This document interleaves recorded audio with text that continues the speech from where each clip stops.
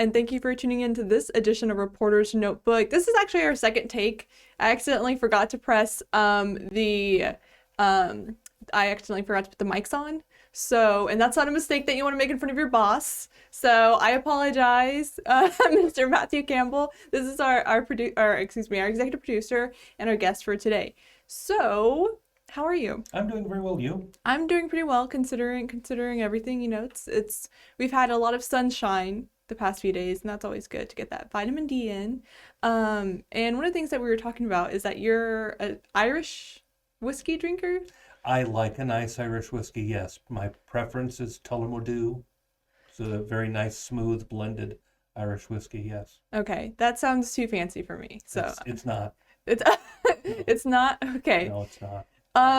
So this might actually be a good segue into what I wanted, like the reason that I invited you is because there's been a lot of things happening within the past few days about some of the recent events like January 6th and then of course the inauguration and everything happening. These are quite There's going to be an inauguration? Oh, right, yeah. Okay. It's not like we just had a meeting about that like 20 minutes ago, but whatever. So I wanted to get your take because you've covered a variety of stories over the years, and I mean, That's a nice way of saying I'm old. no, you're experienced. I'm You old. have. I am, I admit it. Well, okay. When it comes to saying that you're old, you know what? Own it. Yeah. Okay. Okay. Yes, I'm old. So again, to connect the drinking, there's been a lot of historic events. Yes. I'm sure we've all been doing a lot of drinking. Just kidding. But can you tell us your experience with everything that's been going on these past, like just your thoughts about what's happening? This is just the most unusual year, and something that I've kind of had in my mind is that this is December 50th, 2020 today. Because even though it's January 19th as we record this, and it's the morning of January 19th as we record it, it just seems like the things that happened in 2020 have not really ended. And that's very true of the pandemic. It's still a big problem. Vaccinations are far behind where they were anticipated to be at this point. We have had even more division over politics, to the point that we saw what happened at the Capitol on January 6th, the insurrection at the Capitol. And now we're to a point where on the eve of Joseph Biden and Kamala Harris becoming the president and vice president of the United States. And at this point, I'm a little bit numb. I'll tell you that. It's just like I cannot anticipate what's going to happen next because you don't know. You just hope for the best, and that's kind of what I am these days. This is unprecedented. We've, at least in my lifetime, which is 350 years, it's just we've had so much happening, and this has been such an unusual period of time, the past year at least. So yeah, every day is busy for news every day. Mm-hmm. And how do you cover events like what happened on January 6th? Like what editorial wise, what are some of the decisions that you're having to confront as it's breaking, as this news is breaking? Well, I'll just start off with what we call it. I mean, we had to make an editorial decision of what we were going to call what happened at the U.S. Capitol on January 6th. And as a corporate decision, we chose, it was beyond a protest. It was beyond that. It involved violence. It involved breaking of federal laws. And depending upon the reports that you've seen, it was armed. There were people who, if they did not have firearms, they were using things as arms to combat the police who were trying to hold them back. So we made an editorial decision as a company. We could call this riots. Riots is appropriate. Mob for the group of people involved, and an insurrection. I mean, those are words you don't take lightly. I mean, there's a lot of meaning to those words. And so we've taken to that, and because I think, if you look at just the lawlessness of what happened, those are appropriate. However you may feel about the base beliefs of the people who were involved, They believe that an election did not happen as they thought it would. At the same time, it does not justify what happened at the Capitol to break the law. Mm-hmm. Nobody should be hurt. No laws should be broken ever in this kind of thing. And so that's kind of how we've had to decide how we term what happened. Mm-hmm. And I remember the day after, on January 7th, when we were in our morning meeting, you made, after we were finished talking about I think actually before we even began our morning meeting, you were talking about how this is very rough times for everyone. Yeah. This is one of the most historic events you've covered, like what happened on January 6th. Can you speak more about that? Like, what are some of the stories that you've covered that have had like as much significance about what happened on January 6th? Well, I mean, just the things that have happened. I mean, the Waco siege, Mm-hmm. and that led to the Oklahoma City bombing, Mm-hmm. September 11th, the Afghan and Iraq wars that we launched in the aughts, the Boston Marathon bombing. Those are all kind of things that come to mind when you look at January 6th. They're kind of like landmark moments. I can also remember back in my childhood the Reagan assassination attempt that happened in March of 1981. And I'm sure that there are people who might be watching this who can remember the Kennedy assassination. The thing that made me want to get into news was the Challenger explosion in 1986. So it's not just the stuff I've covered, but just the stuff that we as Americans experience. Mm-hmm. Traumatic events, one and all. And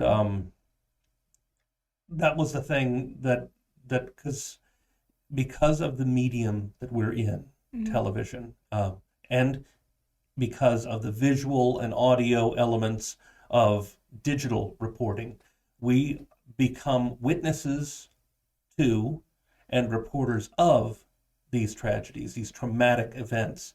And it should not be forgotten that we are affected by the trauma the same way that people in the audience are affected by the trauma. It stings a lot. And so that morning during our editorial meeting, I told our people, listen, I'm hurting. I don't know how to feel except that I'm hurt. And it's deep. It did hurt a lot. And so I told my coworkers, because even though I'm your manager, I'm also your coworker, that out of my concern for you, if you want to talk to somebody about it, you can talk to me. But if you also feel you need more help, that our company has a program. Many employers have employee assistance programs that can offer help during traumatic times. And in the news business, we get to see more of things than the average person does, because we have a number of different avenues of seeing the video. We have the wires that give us information about what's going on. And so we see more of it, other than the people who are in the middle of it. I mean, they see the most, but we see more than the average viewer does when it comes to things happening. I mean, I was not in a newsroom on 9/11. I was not in a newsroom. So I'm not going to pretend that I was part of coverage then, but I knew what the people in newsrooms were going through, because you have satellite feeds that are showing you pictures. You're hearing scanner traffic of people, the first responders. You get to hear that kind of thing, and that's the kind of thing that we get in a newsroom. If there's a terrible fire, and I've been part of this. There was when I was working in Grand Rapids, and it was some years ago. We had someone who went on a shooting rampage in the city, and we had to cover that and give viewers information that not only what was happening, but what they needed to do to get out of the way. And that was a very traumatic event. And I remember you could hear all the police scanner traffic from different agencies, and they were all yelling, mind you, it was controlled chaos. It wasn't like they were screaming out of wild. They were yelling to bark orders. They were yelling to get people to certain places. And just to know that lives are on the line with everything that they're saying, every move of a police car is out to get someone who is killing people and to protect others from that person. So we're very affected by the traumas that Americans experience as well. Mm-hmm. And we know people who've been affected by COVID. Know people who've been affected by job losses. So none of this is, I don't want to kind of downscale what others feel, but we also feel these pains too every day as we cover them. And I think that's something important to point out, or kind of going along the lines of what you were just saying right now, is that we're people's neighbors, we're people's friends, we're people, like the people you see on TV. They're also a part of whatever community that they're in, especially local news. You said that much better in like 10 seconds than I did in 8 minutes, so I appreciate that. Well, you added your experience, your personal anecdotes, so we appreciate that. Yeah. But there is something else that I wanted to kind of go off on, because we were talking about like trauma and covering these stories. It's heavy. So Yeah. what brings you back? I know it brings me back, but what brings you back? Number one, and this is going to sound very self-absorbed, I'm good at it. Okay. All right, number one, because I've done it a bunch, I'm good at it. I don't want to make myself seem better than other people. It's just I have experience and I have skills, and I like being able to use those. Number two, I feel like I'm doing a service. Mm-hmm. Because if I do my job right, if I do the job to the best of my skills and abilities and knowledge, then I can report the news very well. I mean, that's why. Mm-hmm. And then there's just when we have those moments, and this is another bit of insight about people in the news business. Whenever we're covering something that's a hot and heavy story, whenever we're covering something that's breaking, the adrenaline goes off. And it's kind of the runner's high that you hear about people who run marathons. There's something addictive about covering breaking news. And I would say it's very addicting for many of us in this business. We love to be in the middle of it. We love to race to meet the deadline. And mind you, this day and age, our deadline is immediate. Because when we get news, it's our job to get it to you as accurately, but as quickly as we can. Mm-hmm. So we have immediate deadlines now. So that ramps up the adrenaline in many ways. So it used to be when I started out, our newscast, my newscast tonight, when I was producing a 5 o'clock newscast, my deadline was 5 o'clock. We had to have everything in place by the time the on-air light came on and you heard the anchor voice, or you heard the music with that animation going on the screen saying what station you work for. That was an adrenaline-filled moment. And then you eased off it for the next half hour as you put that newscast on the air. These days, we're getting news to you immediately through social media, through websites, through WNCT now. We're getting that information to you immediately. So the adrenaline is constant. Mm-hmm. It's like having a free flow of it into your veins all the time. And I'm going to tell you, it can be addictive. Mm-hmm. So I totally agree with you on that point, because when I go live, it's just a different. I mean, yeah, breaking news and being in the newsroom, like there's something. It's kind of like a heartbeat. Like it just keeps going, it keeps going, it keeps going. But when you go live, like for me, that's an adrenaline shot, and it's so addicting. It is so addicting, and I mean, it's hard, but it's addicting. But to go back to January 6th. We had that. We could see that. We were witnesses to it. Yeah.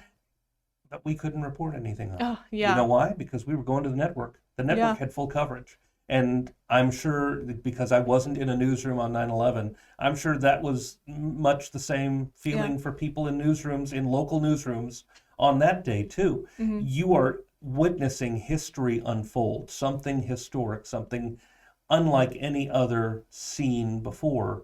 And you're in Greenville, North Carolina, and the network's covering it. And to me, what that makes me want to do is do better in my job, to maybe I can get to that level someday and be right there, either reporting it or, in my case, because of my baldness, in the ear of the anchor or the reporter, and producing the moment. So, Yeah. That, and really quick, because I know you're busy. You got 3 shows to produce. I know I've got 4 shows. I've got to go on Wayfair.com and buy some pillows. Yeah. Okay. Yeah. That was not a commercial. Yeah. I'm going to shop other sites too. There is something special about that teamwork, about like when I haven't been out in the field as much to go live, but like something about that teamwork with the producer in your ear, the director in your ear, the photog, Tree here, trying to make sure that he's making everything not only look good, but making sure that the area is safe. Yeah. Yeah, and there's just something special about the teamwork that goes with it. And there's another way to compare that to. It's and it's like jazz. Okay. But I mean, but seriously, if anybody's ever performed music and done it on the fly, if you've ever kind of improvised as you're playing the piano or playing the horn, it's like jamming with really good jazz musicians. Everybody's hitting the right notes and hitting the right beats, and you're doing the harmony that goes so well with the melody that's going on. It's a meshing. Oh, sorry. Excuse me, sir. It's a meshing of what happens, and to have that happen that's joyous. Yeah. If the covering the news is the adrenaline rush, then doing it well together is the dopamine. It's the thing that makes you feel really good about it and makes you feel like, I'll tell you about another experience. I was working at a TV station in Memphis.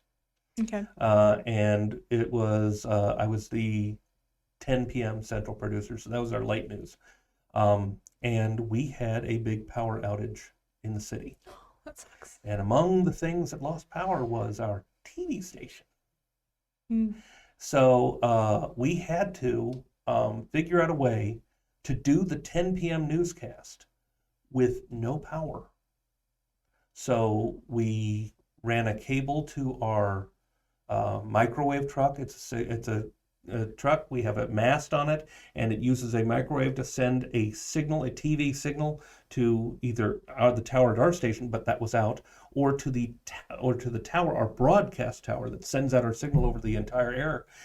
That was still active, and we had a way to send our signal to the tower and then broadcast our show from the tower. We were able to get enough generator power to get, I think it was like 1 computer and 1 camera position going, and we had the anchors sitting in office chairs in the newsroom, and they did the newscast from there. They talked about the things that were going on. They talked about, because I want to say it was related to weather, but I don't remember. It's been a long time. It's been 90, 200 years, something like that. So, but just to be able to do that, to then realize you have taken nothing and done something with it, is such a tremendous feeling.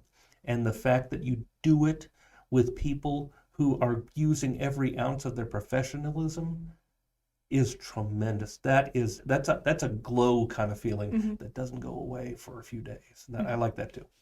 Okay. Well, I heard you talk too much. I mean, this has been probably the longest reporter's notebook, but I'm not mad. I There will really be some enjoyed. editing. We'll be cutting out some parts. No, we won't. Mainly my face. No, we won't. We won't be doing that. I would ask you to sing, but I don't want to waste any more time. But no, I'm kidding. I'm joking. Do you sing? Is that something that? When I was in high school, I was the choir captain.